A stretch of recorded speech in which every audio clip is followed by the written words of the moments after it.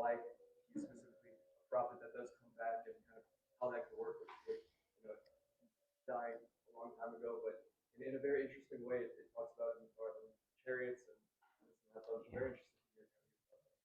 It's an excellent question. So, right, why Eliyahu specifically? Yeah.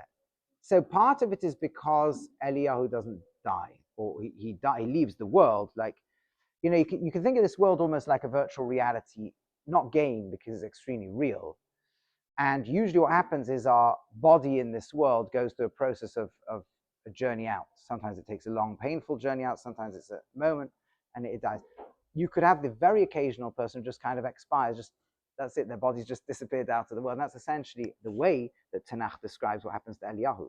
He's in this chariot. Now, you're going to have a debate amongst the different commentators as to how literally to take that, what it exactly means.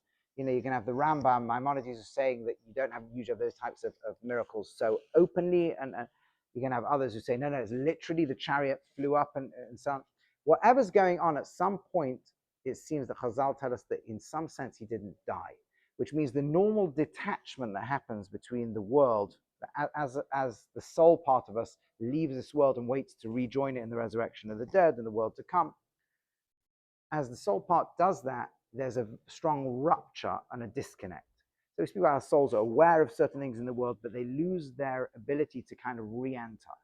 There's some sense in which Eliyahu Hanavi didn't lose that ability completely. Okay. The second thing we say specifically about Eliyahu Hanavi is he is meant to be the one who comes back to announce Mashiach is coming. So whenever you hear the rabbis talk about Eliyahu is here, Eliyahu kind of plays the world as being something in between human and angel, if you want. An angel, we need to understand what an angel is. What is an angel? Right? So it's an English word, and in English we think of an image of a Renaissance painting with a baby with wings. Right? In Hebrew, the word is malach, which means a messengery device. Okay? And a malach is essentially very similar to what we would call in our modern analogy would be an algorithm, except that it's conscious. There's a certain amount of consciousness, this malach. And that's why we always say, it can't do what it isn't programmed to do. God, yourself, Gemara saying that God says, split the sea, and they're like, we can't do this, right? It means we're a programmer, we're governed by programming, we can't do this stuff. But everything that's happened, when the Gemara says every blade of grass grows through a malach hits it means there's an algorithm driving the program that has grass growing and the program that has this happening, and nations, the meta-historical patterns are being driven by these programs, the laws of nature and science and physics are mathematical programs. These are all things that are going on at each level of reality. And Eliyahu is somehow embedded into that program too. And the bit of the program that we call Eliyahu is the bit that connects that moment to the messianic end. Every bris milah turns this young boy into a part of what should be the story that brings Mashiach. That's why Eliyahu is there. Every Seder night should be a part of what plugs us back in to the journey that's going to bring Mashiach. And that's why Eliyahu Hanavi needs to be there. In other words, what we're meant to see each bris milah, each circumcision as, is we're initiating this physical body to be a vehicle to live a life such that it will end up in the story where Mashiach is the end sum of the total actions of this child's life. Every Seder night, we're meant to experience that as we've gone through the journey and we get towards the end, we're now shifting our consciousness for the next year to how do we take this Seder night and use it to make this next year going to play a part in the story that brings Mashiach too. That's usually what it will mean when Eliyahu Hanavi is around in the story. Okay, what other questions do we have? Yeah.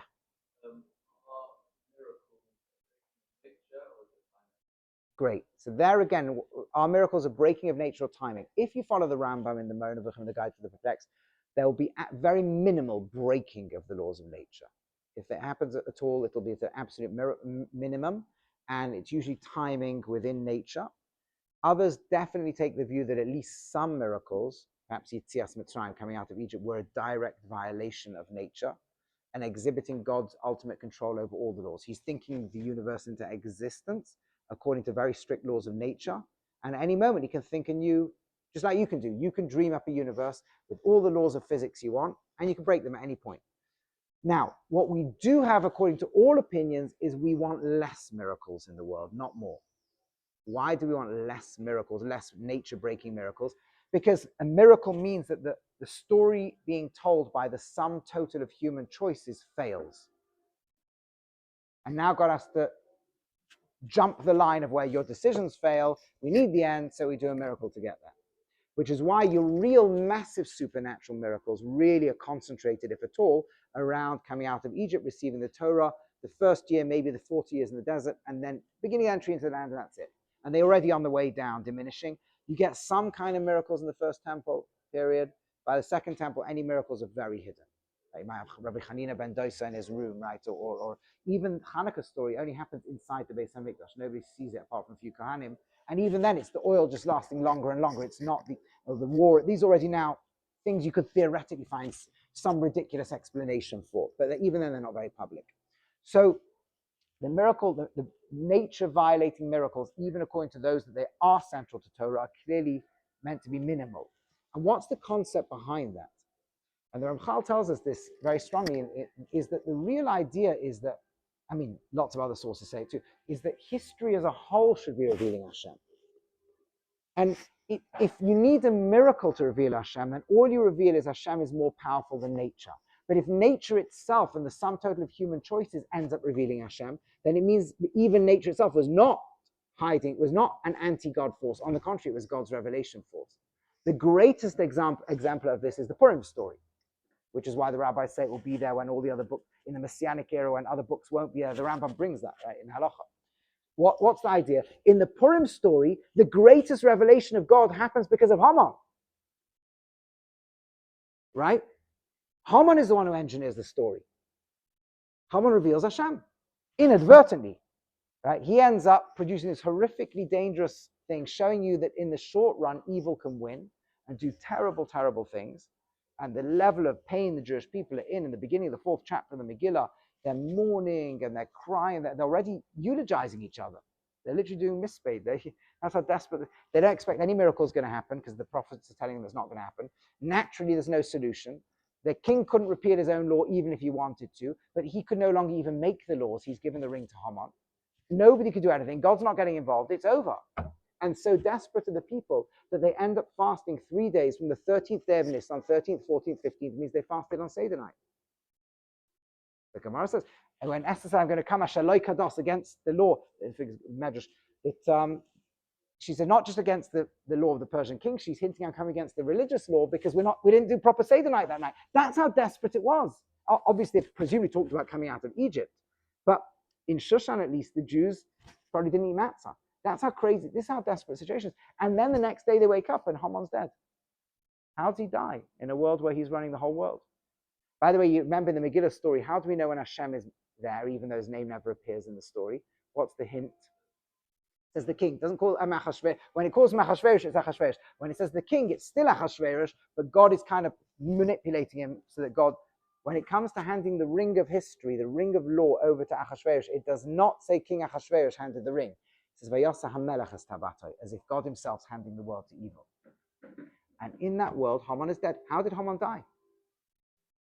His decree killed him. He made a decree to kill the Jews. He never realized the queen was Jewish, so his decree became the only crime he could possibly commit, treason. But it's his decree that killed him. Now here's the next thing. Who got the Jewish queen there in the first place? Haman. He says, let's get rid of the first queen. The Gemara's Memuchan is Haman. He says, let's get rid, and let's give her a Malchus to the colleague who's better than her, who ends up being, you see, he pulls one lever, puts a Jewish queen there, pulls another lever, he doesn't realize what he's doing, makes a decree to kill her without, and next thing he knows, he's dead. So the power is that evil in the short run can do horrific things, but in the long run, it will destroy itself and reveal Hashem. You noticed all this in the story, right? You noticed that how did he die? On the who built the gallows he's hung on? Haman builds them. You see, it's all every detail of the story. He makes so many. He's the one who decides how he rewards Mordechai, which ends up him being driven around town. He does everything, and in the end, he reveals Hashem. So the story of the Purim story's hypothesis is this: is that everything that's happening in the world is history is being co-authored by us and Hashem. Hashem is arcing it so that no matter what, there will be a final chapter with an incredible twist that will reinterpret the whole story. And every single detail will suddenly have a new meaning, but we are writing the chapters leading up to it. The last chapter means nothing if we're not writing the other chapters. And what they're going to look like, what shape they're going to take is going to be done by you and me. And that's why there's no miracle. In the end, when history reveals Hashem, when evil can only be, when good reveals Hashem, it's good, right? Everything good we do will ripple across history and be in the final chapter. But anything evil does will in the short term be horrific, but in the long term will destroy itself and also reveal Hashem. And that's of course the secret of why the Gemara says you drink to the point where you can't distinguish between blessing Mordechai or cursing Haman. Because both are going to lead to the revelation of Hashem. But the deep idea is the sum total of human choices will be the Messianic era, will be the revelation of Hashem.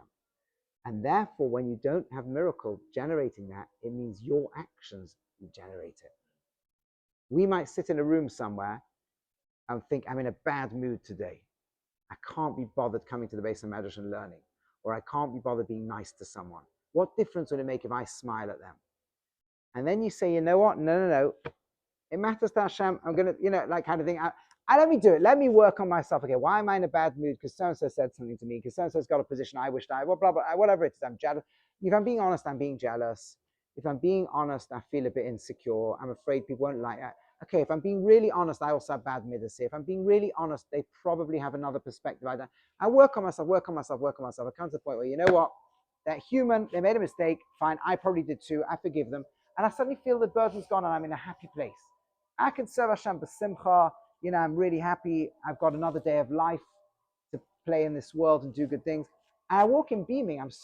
My legs work, right? I tell you, after you have this, you thank Hashem every day. Your legs work, my eyes work, I'm breathing. There's a base. I can learn Torah. I could be in Israel. My ancestors would have dreamed to be here. This is amazing. I had a cough the other week. I had a bacterial infection. I took antibiotics. Do you know how many generations we davened? Now that's it. There's just antibiotics sitting there cured. We don't even notice it. The food going to be served to me. It's ludicrous. And I'm in such a good place. And I walk in the Beis of Midrash and I say, hi, Johnny, and hi, Michael, and hi, this one, hi, that one, hi, Michael. And I'm happy. And then I'm happier. And I just gave them something that I didn't even notice I gave them, or in the office I worked in, whatever. And then I'm in a better place. And out of those 20 people I just made happier, over the next hour, 40 or 50 or 100 people become happy. And 2 or 3 hours later, 7,000 people are happier. And it's, by the end of, we know from COVID how long it takes one human interaction to spread across the entire globe. About 12 weeks later, 7 billion people are touched by that little moment. That's before we get into what's going on in the spiritual worlds and the inner programming of creation and Rabbi and all, with literally touching the world. And what we don't realize is that everything we do, will positive and negative, will ripple across history and be there in the final chapters. Because that will keep going virally around the world into future generations, and somebody will be born who wouldn't have been born, and somebody somewhere in that chain of cause and effect won't commit suicide who was going to. And we don't even have but it will be there. And we'll look at that final chapter and go, really? That's a world where it's going to happen without the miracle. Where the whole of history is the miracle. Yeah, you've had your hand up the longest for the back, so yeah. Yeah, so I'm reading a book recently that gives some different arguments for the existence of God. Yeah. I'm going to stop. A different talk. Okay, fine. So I'm at how long? 2 minutes. Okay, so that's all we got. I apologize. Sorry, I'm so caught up in these amazing questions. Anyway, go on, yeah. So, anyways, one of the arguments, infinite universes, you're going to have universes where there's going to be lowercase God or God-like entities, or science will break down in some of them, so maybe it doesn't make as much sense to believe in that as you might think.